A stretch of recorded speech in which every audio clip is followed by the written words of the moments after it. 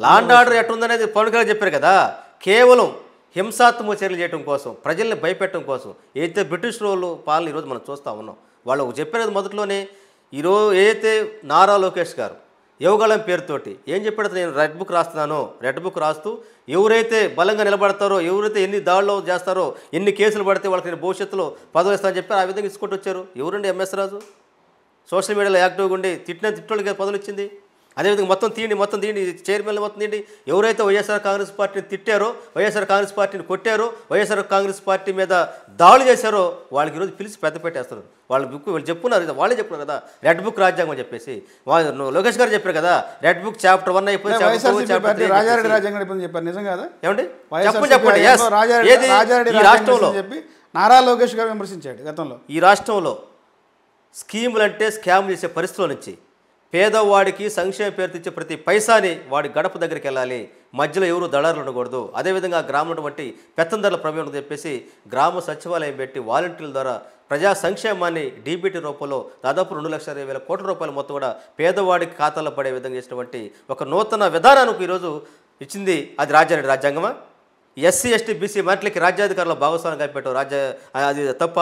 అదేవిధంగా ఈరోజు నామినేట్ పోస్టుల్లో మీ జనగా ఎప్పుడైనా గ్రామీణ ప్రాంతాల్లోకి వెళ్ళిపోతే అగ్రికల్చర్ మార్కెట్ కమిటీలో ఎస్సీ ఉండండి, ఒక యానాది ఉన్నాడు, ఒక మంగళ ఉన్నాడు, ఒక మాల ఉన్నాడు, మాది కూడా చెప్పండి.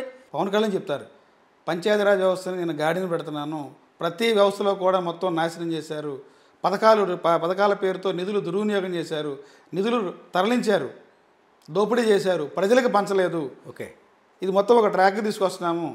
నేను ఏదైతే నిర్వహిస్తానో శాఖల్లో ఆ శాఖలన్నింటినీ కూడా పూర్తిగా దోపిడీ జరిగింది అనేది ప్రధానమైన ఆరోపణ. త్వరలోనే దీని మీద దోషులు ఎవరుతున్న వారి మీద యాక్షన్ తీసుకుంటాము, సిబిఐకి విచారణ ఆదేశిస్తామని చెప్పంటారు. ఏం చెప్తారు? నేను ఒకటి చెబుతానండి. 2019-24 ముందు 19 తర్వాత చూసుకుంటే ఆంధ్రప్రదేశ్లో ప్రతి గ్రామానికి వెళ్తే ఒక ల్యాండ్ మార్క్ లాగా ఒక గ్రామ సచివాలయం కనపడుతూ ఉండేది, ల్యాండ్ మార్క్ లాగా ఒక రైతు భరోసా కేంద్రం కనపడుతూ ఉండేది, ఒక వెల్నెస్ సెంటర్ కనపడుతూ ఉండేది. ఏమి ఇంతకుముందు చంద్రబాబు ప్రభుత్వం ఒకటి కనపడింది కేరాఫ్ అడ్రస్గా. ఈరోజు చెబుతా ఉన్నాను, పవన్ కళ్యాణ్ గారు వాస్తవాలు తెలుసుకుని మాట్లాడాల్సిన అవసరం ఉంది.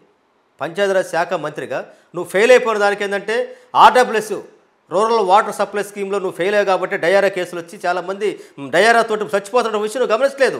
నువ్వేం చెప్పావు? గ్రామాలకు ఉన్నటువంటి స్వరూపాన్ని మొత్తం మార్చేసి దాని పంచాయతీల యొక్క అస్తిత్వాన్ని దెబ్బతీసి చెప్పినప్పుడు నువ్వు నేను మొత్తం స్టీమ్లో చేస్తున్నటువంటి మనిషి ఈరోజు ఏం చెప్పారు? ఈరోజు చేస్తున్నాడు వాస్తవానికి ప్రాక్టికల్గా వచ్చేటప్పటికి. నేను ఈరోజే వస్తూ ఉంటే ఒక గ్రామ సర్పంచ్ నాకు ఫోన్ చేశాడు, మార్టూరు మండలం మార్టూరు ద్రోణాలకు సంబంధించినటువంటి అన్న పవన్ కళ్యాణ్ గారు మేము వచ్చి మొత్తం ఈ ఏదైతే కరెంటు బిల్లు ఉండేయో పంచాయతీల కరెంటు బిల్లు మొత్తం రద్దు చేస్తూ ఉన్నాడు, కానీ అట్టు అబద్ధం, ఈరోజు మేము బిల్లు కట్టాల్సి వచ్చింది, మాకు ఒత్తులు వస్తామండి. ఆయన అట్టే చదువుతూ ఉంటాడు, మాకు మాత్రం ఏదైతే ఆర్డర్స్ రాకముందు వరకు మేము కట్టుకోవాల్సిన అవసరం ఉందని చెప్పేసి మమ్మల్ని ముక్కుపిండి వసూలు చేశారని చెప్పి చదువుతాడు. గ్రౌండ్ రేట్లో చూడండి, ఏదైతే పంచాయతీల యొక్క దాన్ని కాపాడటం కోసం, పంచాయతీల ఖచ్చితంగా కాపాడటం కోసం గ్రామ సచివాలయ వ్యవస్థ ద్వారా గ్రామ యొక్క పరిపాలన వ్యవస్థని స్ట్రీమ్లైన్ చేసి పేదవాడికి సంక్షేమం చేసే దాంట్లో జగన్మోహన్ తీసుకున్నటువంటి నిర్ణయాలకు కంటే గత ప్రభుత్వాలకు అంతకంటే భిన్నంగా లేదు.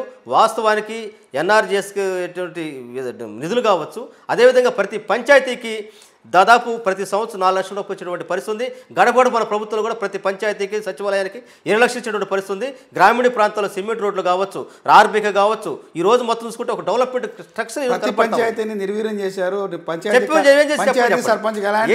అధికారాలు లేవు, నిధులు లేవు. నేను అంటుంది అదే, ఏం చేసి నిధులు తరలించారు అనేది ప్రధాన ఆరోపణ. పంచాయతీలు అనేటువంటిది ఏంటంటే గ్రామంలో ఉన్నటువంటి ఒక పెత్తందారి స్వభావానికి దాన్ని పవర్ సెంటర్గా మార్చుకునే పరిస్థితుల నుంచి, ఆ పవర్ సెంటర్లో నుంచి కొంతమంది చేతుల్లో పవర్ సెంటర్లో నుంచి పంచాయతీలు అంటే ప్రజలకు సర్వీస్ చేయడం దాంట్లో భాగంగానే గ్రామీణ ప్రాంతాల్లో చూడండి మీరు సిమెంట్ రోడ్లు కావచ్చు, అదేవిధంగా పరిపాలనాన్ని ఈరోజు అయితే మహాత్మా గాంధీ గారు కూడా గ్రామ స్వరాజ్యం అని చెప్పింది, ఈరోజు గ్రామ సచివాలయాలు పెట్టి చేసింది. అదేవిధంగా రైతాంగానికి రైతు భరోసా కేంద్రంతో ఈరోజు మొత్తం కూడా వాళ్ళకి విత్తన సేకరణ కానించి విత్తనాలు మళ్ళీ పంట అమ్మే వరకు కావచ్చు, ఎరువులు కావచ్చు, మొత్తం కూడా ఒక స్ట్రీమ్లైన్ చేస్తూ ఉంటే ఈరోజు మొత్తం ఈ ప్రభుత్వం వచ్చినాక మొత్తం కొలాప్స్ చేయడం వల్ల ఇటీవల కాలంలో బుడమేరు వరద వచ్చినప్పుడు ముంపు ప్రాంతం ఉన్నటువంటి రైతులు మొత్తం కూడా వేలాది ఎకరాల పంట నష్టపోయినటువంటి ఏలూరు లాంటి కాలువల కింద మునిగిపోయినటువంటి నష్టపోయడానికి లేనటువంటి పరిస్థితి. కారణం ఏంటంటే క్రాప్ ఇన్సూరెన్స్ చేయలేకపోవటం వల్ల, క్రాపు ఏదైతే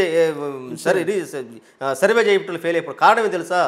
గత ప్రభుత్వంలో 2019 నుంచి 24 వరకు ఎక్కడ కూడా రైతులు మొత్తం సుభిక్షంగా ఉన్నారు. వ్యవసాయం అంటే పండుగ అటువంటి పరిస్థితి ఆ రోజు ఆ ప్రభుత్వం చూసాం.